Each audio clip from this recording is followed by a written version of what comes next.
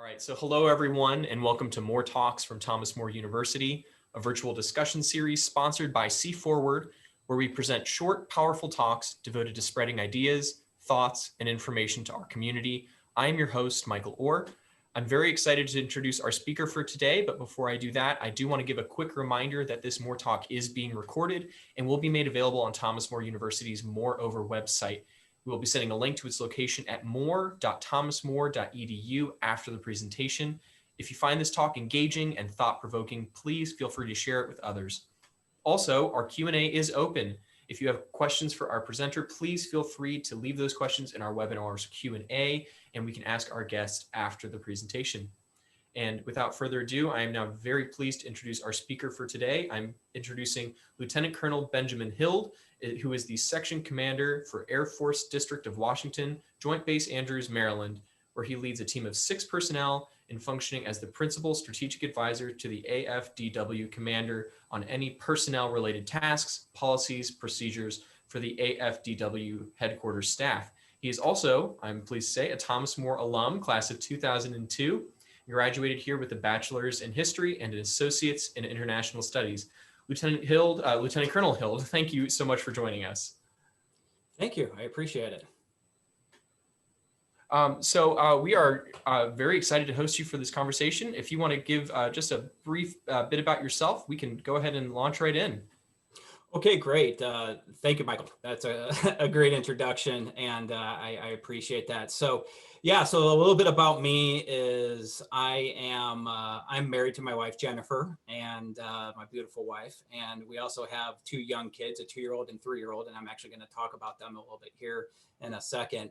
I've been in the military for almost 18 years and have deployed a number of times around the world, over 5 times. I've done thousands of missions around the world. And I currently, as Michael said, I work at AFDW Air Force District of Washington, but previously I was on the Pentagon. I worked at the Pentagon for over a year and a half and was working the strategic outlook and the strategic future force design for the Air Force. And so as I was doing that, I really started learning and understanding and comprehending what adversity means. And I'm going to put that in a little bit of my talk here in a little bit, but that's just a little bit of a background for me. And I'm excited to be here. Thank you very much. And I'm going to go ahead and get started with my presentation, Michael, if you're good to go with that. That sounds great. Whenever you are ready. Okay, thank you. All right, so before we start off, just want to give this quick disclosure statement here that the Department of Defense and the Air Force makes us do. So the views presented are those of the speaker and do not necessarily represent the views of the Department of Defense or the United States Air Force. All right, so now that we're done with that, we'll go ahead and go into the presentation here.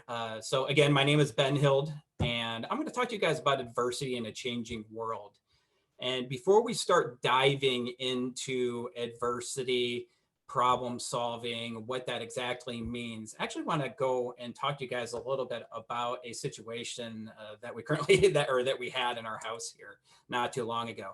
So a little bit of background on this. My wife and I got invited to the White House, and after we got invited to the White House, we needed to have a babysitter come over because we've got a 2-year-old and a 3-year-old. So after we had the babysitter come over, we decided that, you know, we were not needing to discuss with her exactly how a door lock handle works for baby locks, because she has kids herself. And so as I look it up there, you know, what happened to this door here to the right-hand side? Well, I'll tell you exactly what happened. After we left, we ended up getting a phone call, and come to find out, the babysitter decided that she needed to use the restroom. Well, she went to go into the restroom, and as you can see on the white door locks there, you could push down on the top button or push up on the bottom button on the levers, and the lever moves over. Well, she decided to push down on the top button and move the top lever over. She pulled up on the handle and went into the bathroom. Well, after she was done in there, she decided she needed to come out, and because, you know, the 2-year-old and 3-year-old is sitting out in the living room, right? Can't be in the bathroom all day long. And she was pushing down on the door handle, kept pushing down, kept pushing down. Well, she started to freak out. Well, the reason why she kept pushing down on a door handle and it was hitting resistance is that the bottom latch was still there, because you could move over the top latch or the bottom latch, but she moved over the top latch. Well, she decided that after she freaked out, she decided that she needed to get out of this bathroom. All right. She's freaking out. She's not even thinking. Huge time adversity situation, right? Well, she barrels through the door and decides to break through the door, pulls her arm out, pulls up on the handle, and comes out the door. She sits down. Adrenaline is just rushing through her at this point. She is like sweating. Her palms are sweating. She's like, oh my gosh, what am I going to do? I got to call Ben, tell him what just happened. I got to call my husband to tell him what just happened. Geez, I don't even want to call Ben because I'm afraid of how he's going to react. Well, after she sits down for a second and she's thinking about all this, she looks at the door handle and the door, and she realizes that she pushed down on the top button instead of pushing up on the bottom button. If she would have pushed up on the bottom button and moved that lever over, she could have pushed down on the door handle instead of pulling up. Who pulls up on door handles very often when they come outdoors? Most people don't. They push down, right? It's our normal reaction. Well, that's why she ended up not being able to come out the door. Well, I'm going to talk to you guys a little bit about how this adverse situation that she was dealing with and what happened, she could have dealt with a little bit better by having and utilizing some problem solving or critical thinking skills. And so I'm going to go ahead and start in on that. So what I'm going to talk to you guys about is a 4-phase problem solving technique that I actually built. And I built this 4-phase problem solving technique from being in the military for the last 18 years, flying thousands and thousands of missions, being involved in thousands and thousands of missions. And what we use is what is called the mission planning process. And the mission planning process basically has 4 phases to it also.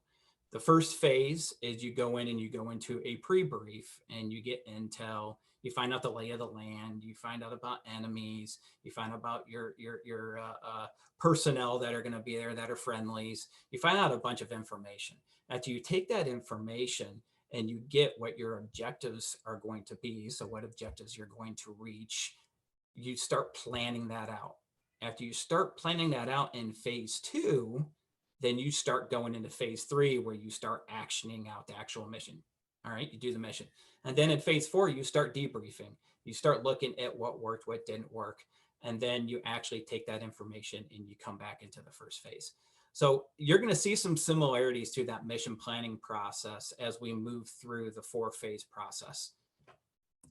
All right, so here's my 4-phase problem solving technique that I have built off of the mission planning process. And I'm also going to talk to you guys about a couple books that I've read that have helped to influence me as I started going through this process, as I started learning and understanding and really kind of see how I could actually push through and actually make this process. Really, this process started back about 10 years ago. And really, when I started going through it, I really needed to try to understand how I was going to do it. So the 4 phases to the problem solving technique is the first phase has 3 parts to it. There's 3 steps to it. There's the decide, learn, and plan phase. The second phase is the act phase. The third phase is the evaluate phase. And the 4th phase is the adjust phase. Now I'm going to go through each of these phases and discuss them and talk about them. And the first phase we're going to go ahead and talk about here has 3 steps to it. But the first step is the decide step. And really this first phase, so the decide, learn, and plan phase, can be the longest time that you spend within your technique or your process. Now understand that as you have each of 4 of these phases, it's not a linear process. So just because you start at phase 1 and you go through all of these 3 steps that we're going to talk about, then you go into the second phase, which is act, doesn't mean you automatically go to the 3rd phase. You can end up coming back up to the 1st phase and go to the learn and plan steps. And I'm going to talk about it a little bit here. All right, so the decide step out of the first phase. In the decide step, there's some areas that I like to talk about when I'm thinking about how I'm going to decide about solving a problem. Because really when it comes down to it, adversity deals with problems, all right? When you're dealing with problems, what system are you going to use to deal with those problems? If you kind of think about it, maybe right now, If you're a student or you're a professor, maybe you're doing full-time or part-time online education and you weren't expecting to go there. So maybe you are doing that. That may be an adverse situation. Maybe you're a professional where you're doing part-time or full-time teleworking.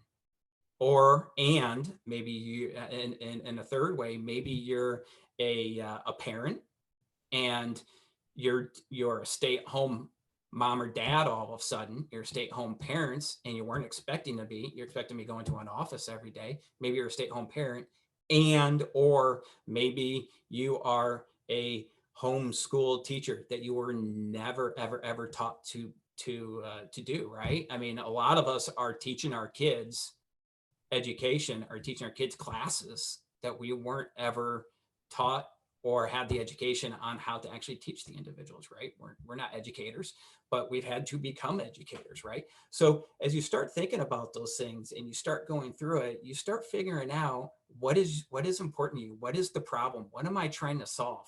Well, a lot of times your vision can be that first thing that you're looking at. In your vision, it could be that 10, 15, 20-year outlook on something you want to accomplish. Maybe it's something you've always wanted to do and it's deep down, it's important to you. That's why I've got the heart there to the left, because it's something that's really important to you. Or maybe it's a problem that you're trying to solve, right? We kind of talked about 3 of those. Maybe your boss gave you a problem that you need to do. Or my other boss that I have, my wife, maybe she gave me something that I need to do. Maybe there's a problem that we have going on at home and I need to help solve, and we need to help solve as a team. All right. I can use these steps in this mission, and this problem solving process. So you're starting to look and understand what you need to do. This is really the what side of the house. And then at the end, you need to envision what is success? What is the outcome? All right. What does success mean to you? Is it a dollar amount? Maybe you want to accomplish a certain objective. Maybe you want to accomplish said something, right? It's what is important to you of what you want to accomplish. So after you start going through this and you decide what is deep down in your heart that you know you need to do, you go to the second step of learn. And the learn phase is one of the most fun that I like to have within this problem solving process. And that's the brainstorming step of it. The brainstorming step, and I use a particular brainstorming process that I learned through Brian Tracy. And the brainstorming step is the 20-step process that he calls. He calls it mindstorming. And the mindstorming is where you go, you take a piece of paper, and at the top of the piece of paper, you put what your problem is. You make a problem statement, and you put a time frame that you want to solve it in. Then you go through and you write down 20 steps that you're going to utilize in order to accomplish that said problem that's at the top of the paper. Now, the powerfulness of this process is that usually the first 10 steps is pretty easy. Maybe you're going to do step 1 and then you put the complete opposite of that first step of maybe I'm going to contact this person. Maybe I'm going to contact John, but I'm not going to contact Sally, or I'm going to stop doing these things. It could be a yin and yang type of scenario. All right. After you get through those 10 steps, it starts getting a lot more difficult. You have to get creative. And when you get creative, you start thinking outside of the box and you really start getting more agile with your process. Well, I like to actually, after I come down with my 20 steps, I actually like to start prioritizing usually at number 14 through 20, because at that point, I've gotten so creative that I've thought so much outside of the box that those are the ones that's going to have the most impact when I move forward. And so I usually will prioritize those last 14 through 20 steps that I have. One of the other things you need to do is you need to research the situation. You need to ask yourself, do I know anything about this subject? Okay, if I do, what do I know? And then the other side of that is, what do I need to learn? Another piece of that is, who do I need to go talk to that may know more information than I do? Who are the experts? All right. So you also start going into, who are the stakeholders? Another question, right? Who's the primary, secondary, and tertiary stakeholder? Your primary stakeholder may be your boss, or maybe it was my wife that asked me to do something. All right. Or It could be, it usually could be your boss or whoever the primary person is. That's very important, that the one who's accountable for the situation. I'm going to talk about the RACI steps here in a second. The secondary and tertiary folks are usually a lot of folks that are people you're just updating, or maybe they're involved within the process, but they're not really hands-on. Or they could end up being a little bit more hands-on in the secondary side of the house, but the tertiary side of the house are folks that you just need to update every once in a while, maybe every quarter or every 6 months, every year. And we'll talk a little bit more about that within the RACI matrix. You need to know what is the guidance from the stakeholders. What are they saying you should do, should not do? And we'll talk a little bit more about that within the plan phase. And then the last step is, what is your timeline? When do you need to have this said problem solved? Or when do you need to have the said situation with a course of action given to your boss, or to your wife, or to your spouse, or to whomever, your child, or whomever it is? Maybe it's a coworker. I myself like to chunk things down into a 12-week process. And I like the 12-week process because it's easier for me to divvy up between weeks and moving backwards. So I know I have 12 weeks to be able to accomplish the problem. And so I stair step it backwards. You could do that with the 6-month and the 1-year process. Is the same. Maybe you stair step back through the months and the weeks the same way that you would stair step the 12 weeks. I just find that the 12 weeks works for me because it's more, it's closer, it's more reachable, and I feel like I can actually touch it and feel it and move through it. And really, I learned a lot of this process actually going through Thomas More and going through school, because I learned that when I was writing my thesis to graduate, I had to chunk it out into small steps of what I was doing every month, every week, every month in order to get there. And I use the same kind of steps within the military too when I'm doing projects. All right, so after you get done through the learn phase and you've come up with some really good ideas, some of the other things that you need to look at when you're starting the learn step, when you start going through the plan step, is you start asking yourself, okay, what are the rules and regulations?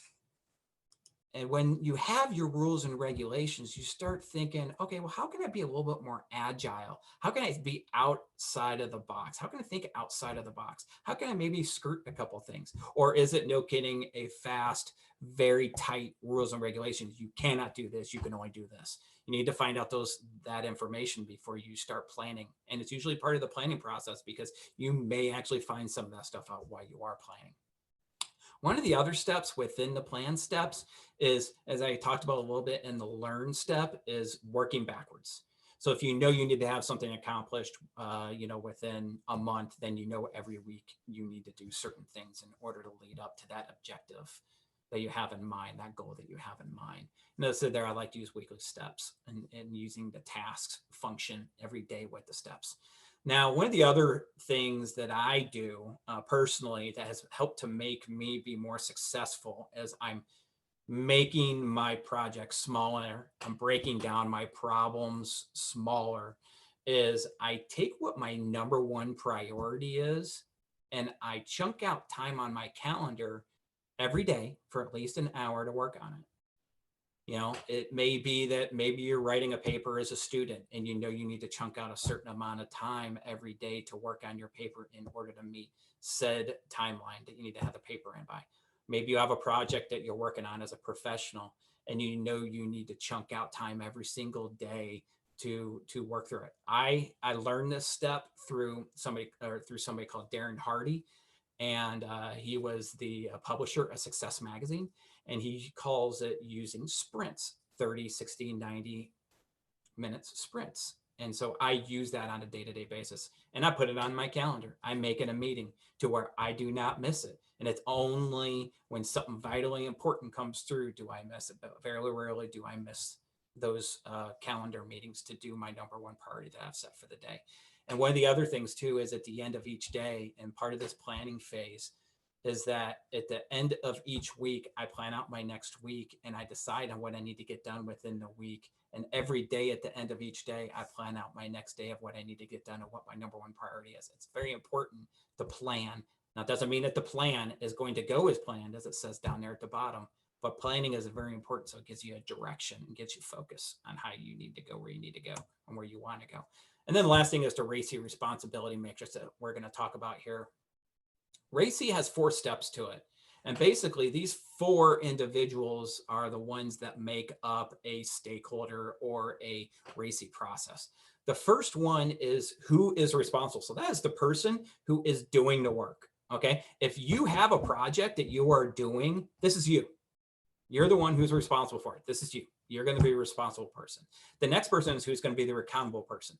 The accountable person is the one who is the approval authority, who is the person, maybe it's your boss, that you have to report to and give updates to. Okay. So accountable will be your boss. The third one is consultant. These people are so vitally important into you helping to solve your problem that you're trying to get through and you're trying to solve. The consultant have probably already been down this road before and can help you to consult with you and talk to you about how you can move, how you can plan, how you can get to that next step, and how they could be a sounding board for you too. They could be a person who helps to pick you up too at the same time if you're falling down, because guess what, guys? When you're going through these processes, you're going to fail. You're going to make mistakes. All right. And it's not going to be 100% that you're going to be perfect every single time. If you're 100% perfect, you're not reaching far enough. And these people who are consulted are the system matter experts. They're the experts that have been through this, and they will help you to maybe not take as many deviations and go down a rabbit hole and make as many mistakes, but you're going to make mistakes anyways, even after consulting these folks. And then the third are going to be the informed individuals. The informed individuals are just people you're updating. Okay. As I said before, they're the tertiary folks. They're just the ones that you're maybe contacting, just giving updates through email. Maybe you're giving them a phone call. Maybe they come to the meetings, and maybe it's every quarter, every 6 months, or to every year. Now, after you get through the RACI process, you start going through into the next step, and that's going to be the ACT step. All right. The ACT phase, next phase. The ACT phase is extremely important. I'll tell you what, guys, there are a lot of folks that get caught in that first phase of the decide, learn, plan, and they don't move forward. They're constantly learning and planning, and it's paralysis by analysis.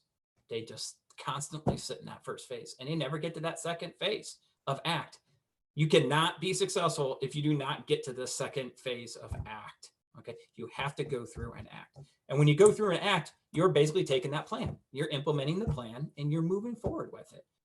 And by the way, just because you have a plan doesn't mean it's going to be successful. And oh, by the way, at the bottom line down there, expect your time to actually get to an end result or to get to success to be 2, 3, even maybe 10 times as long as you expected. It's going to take a lot longer than you think, because you're going to learn new things and you're going to make mistakes, and that takes time.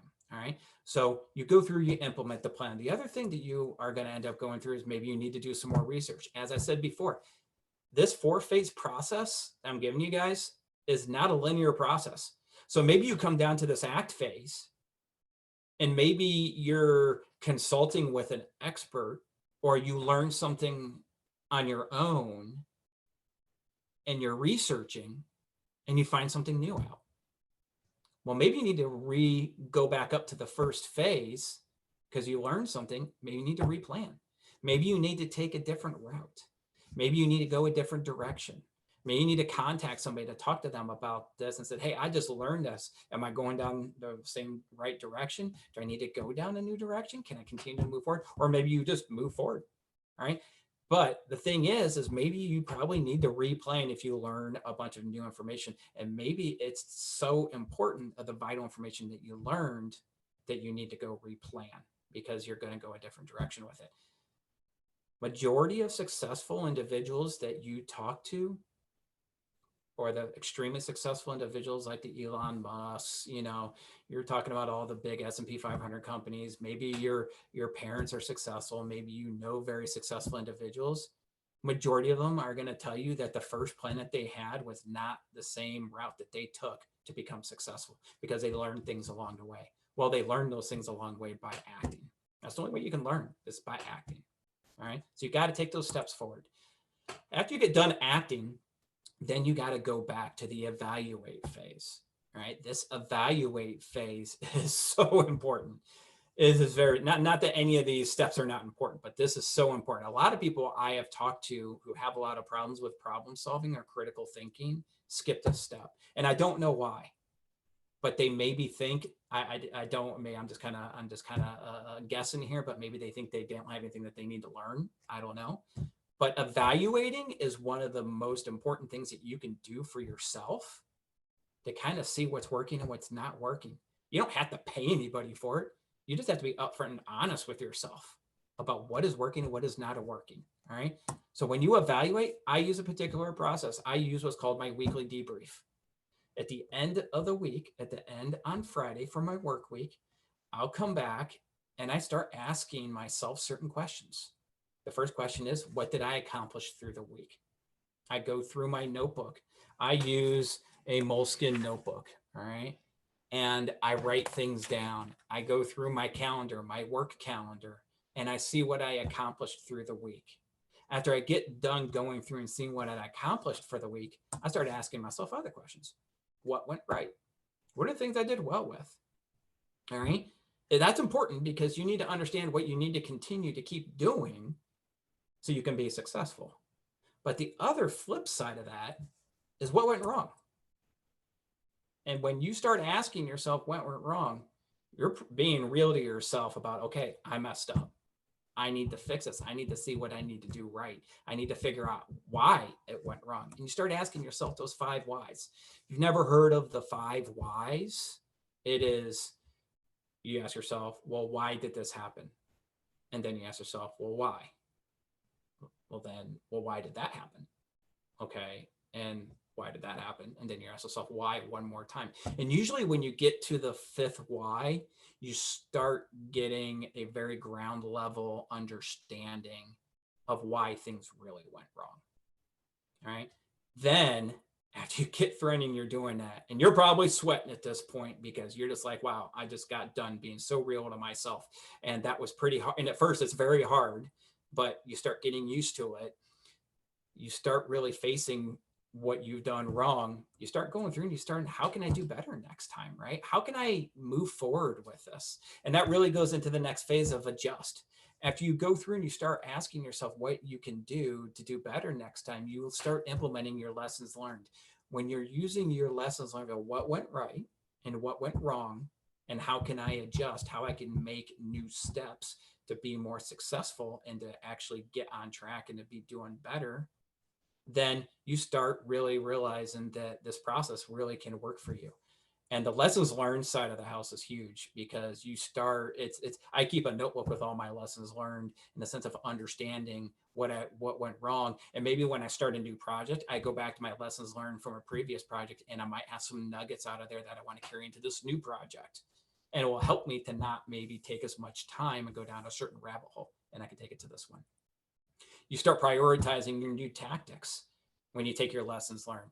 After you learn everything that you learn, you need to start prioritizing of what needs to happen when. Maybe you need to go in and reprioritize. Not only just priority of new tactics, but maybe you need to reprioritize. Maybe you found something out that's brand new that's so important that you need to get done now compared to waiting on it. Maybe you need to do it now. So then you slip that in to your steps that you are going to do in order to accomplish your 20 steps. Maybe you slip that in to maybe you need to have it happen in this upcoming week, and you schedule it. All right. You put it on the schedule. So you can end up using that. And then what do I need to accomplish, or who needs to help accomplish the task? If you're on a team, you start working, who needs to do what steps, who's going to be responsible for what am I need to be responsible for? Now, if it's just yourself, then you need to say, okay, I need to do all this stuff. I need to lay all this stuff out, and you can talk to yourself about it. But majority of the time when we're doing stuff, when we're accomplishing problems, when you're tackling problems, you're working with a team when you're doing it. Even if it's you're sitting down with your spouse, you're still a team and you're working this stuff out. So as you adjust and you go through it, then you start going back up to that first phase and you start looking and realizing that maybe you need to replan again, or is there more things you need to relearn or go out and learn. And so that's my mission plan, or that's my 4-phased problem solving process that I have built off of the mission planning process.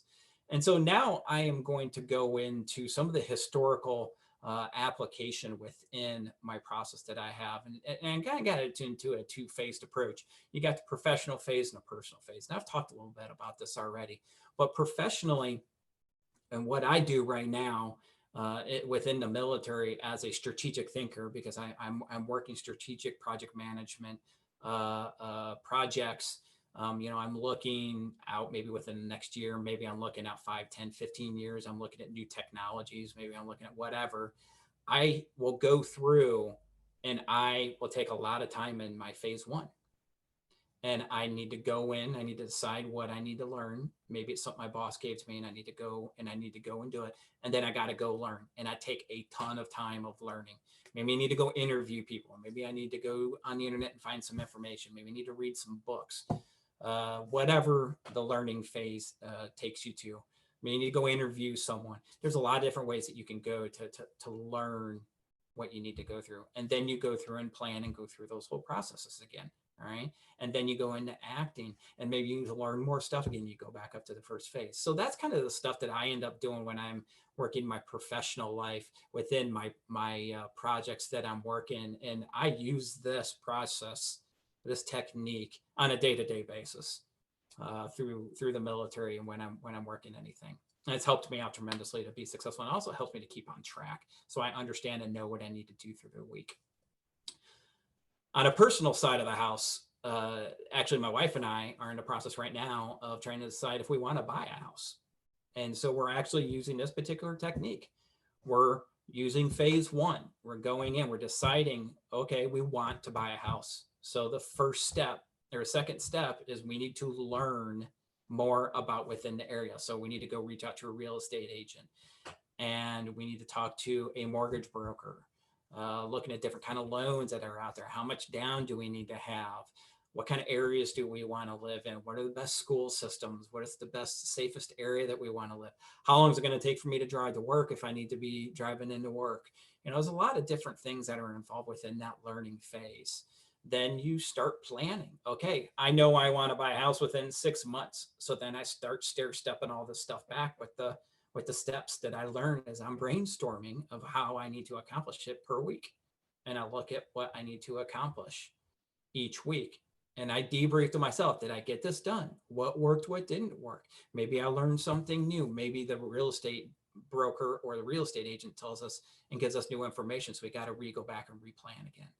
So those are the two areas of my historical application that I kind of wanted to talk to you about how anybody can really use this process. This isn't just a military process. This can be used both professionally and personally. And so again, here's my 4-phase problem solving technique. You've got decide, learn, plan, phase 1. You've got act, phase 2. You got evaluate, phase 3. And you got adjust, phase 4. And again, this is not a linear process.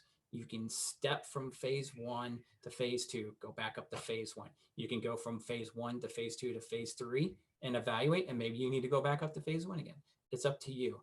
This is not a linear process, all right? Just want to make sure that that's important. A lot of people want to see step-by-step processes. This is not a step-by-step process, all right? You can keep going back up to the other steps as you need to see fit, all right? So that's pretty much what I have for my presentation. I really hope that you guys appreciated this. I really hope that this is going to be valuable to you all. And I'm ready to take some questions, Michael. All right. Thank you so much. That is really fantastic stuff. I mean, this is a powerful way of approaching how to just solve problems in your life. I think that there's a lot that we can learn here. Let's see, if you want to go ahead and end your screen share, we can just go back to talking to each other. Yeah, all right. So I have a couple books too, by the way, that I brought in and that maybe to kind of talk about in the sense of what really helped me to build my process and why I ended up using certain books too. So if you want to go at the very end, maybe we can do something like that too. Yeah, absolutely. I would love to throw those out as well. If you have book recommendations, we can include some of those when we post this online so that other people can see those resources too. We do have several questions here. The first one, going back right to the very beginning of your talk, is the babysitter okay, and do they ever come back to babysit again? No, the babysitter has not come back. The babysitter is just fine. So a little history of the babysitter is she actually played college basketball. And so she said that she used her college basketball hips in order to break the door down in order to get through.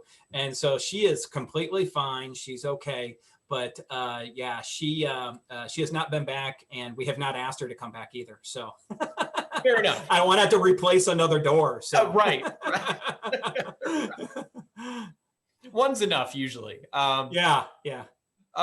Moving along, you did mention some applications that you have for your the way that you use this process both in your personal life and in your professional life. You're talking about how people use these highly successful people use these strategies to become successful. I think it's really fair to say that you yourself are a successful individual. So how did you get to where you are today? You talked about consultants, people that are really important. Do you have, what kind of mentors did you have along the way? Yeah. Geez. To say I'm successful is a thank you for that. First off, that's a very humbling thing to hear. So I really appreciate that. So thank you. I really have been an individual that starting in college, I wasn't like this as a kid, but starting in college, I was always questioning everything, and I was always inquisitive.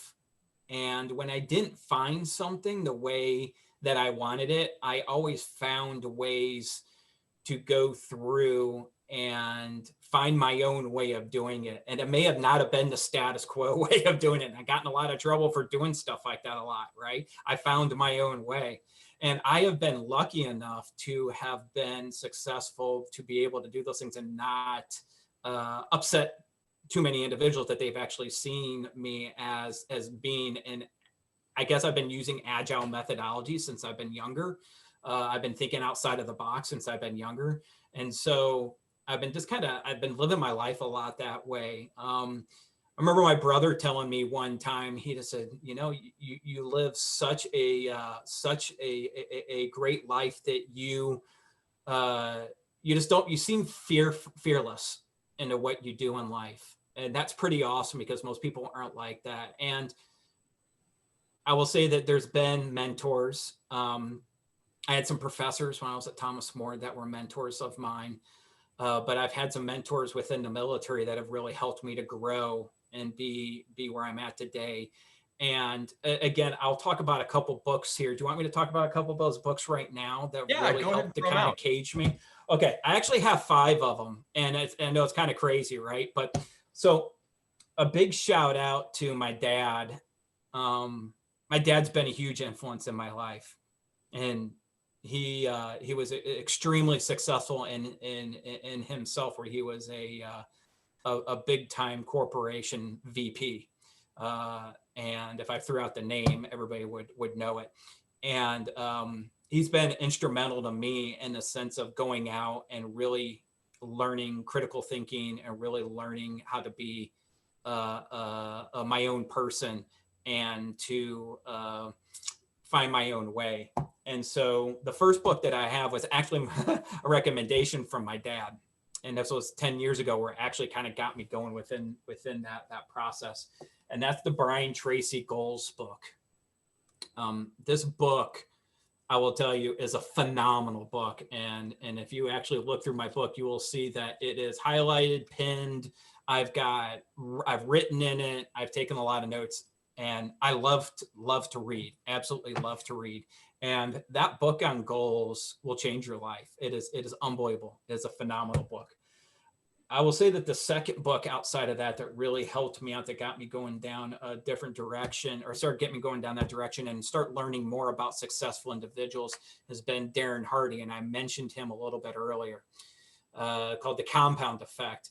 If you read this book and you implement what's in here, again, this is going to change your life. This book talks about how to be persistent, and how to not take no for an answer. It is a very, very powerful book, and it's awesome. And one of the things he talks about within the book is talking about how to last, because most people quit. We live in a world where a lot of people quit after only trying a little bit. And he talks about how to last within that book. And that's a great one. One of the newer books that that's been a huge influence to me, and I saw her speak 2 years ago, was it's called Aim High, and it's by Deborah James. She's a previous Secretary of the Air Force, and she lays out within this her own critical thinking, problem solving techniques. And again, a lot of her steps mirror a lot of the problem solving mission planning steps that we talked about, and has been very, very influential to me. My newest book that I just absolutely adore and love, and you will actually, you guys saw within the presentation, one of the processes called the 12-week year. And this really helped me to chunk out how to work things. I was going through a similar process where I was starting to have anxiety. I was starting to have mental paralysis, and I needed to start taking these big projects, these big situations, and make them smaller to know that I can accomplish them. And this 12-week year really helped me out with that, along with Darren Hardy's book. He talks about chunking things down. And so that's another great book. And then to really kind of bring everything together as a process and a technique and put it all together, The Stairway to Success by Nido Qubein has been a phenomenal book for me. This one's been fantastic. That guy is a phenomenal speaker, by the way. I'm learning more and more about speaking, and he is just a phenomenal speaker. And that book is a treasure amongst itself. So those are 5 books that have been very, very important to me as I've been building myself to be successful and to kind of keep building. But I will tell you the one thing, or the 2 things that have really kind of kept me and set me apart from other individuals is, first, I don't let no stop me. I always stay persistent. I don't let no stop me. And I constantly am learning. If you guys looked at my library, I have probably almost 1,000 books of just on success, business influencers, different process and procedures, how to be. I mean, I have so many different books on that kind of stuff. My wife thinks I'm fanatical about it. And she's like, can you just buy a Kindle? Can you get an iPad and just buy a Kindle? Because I'm tired of all these books laying around all the time. So that's kind of been my process in the sense of how I keep adjusting. But I will tell you, I keep learning.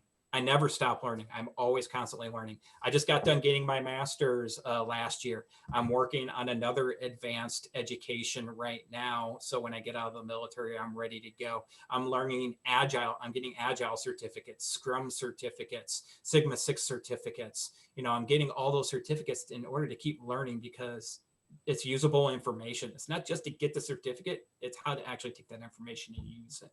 A lot of people just like to read and don't actually use the information. You have to go through and learn it and then utilize it. It's that second step. You have to act with the information. You can't just learn it. You have to act with it.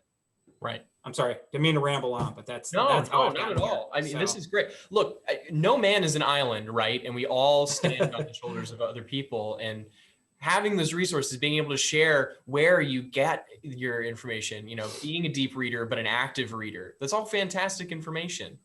While we have you, I do have a few more questions. If you've got a few more minutes. Yeah.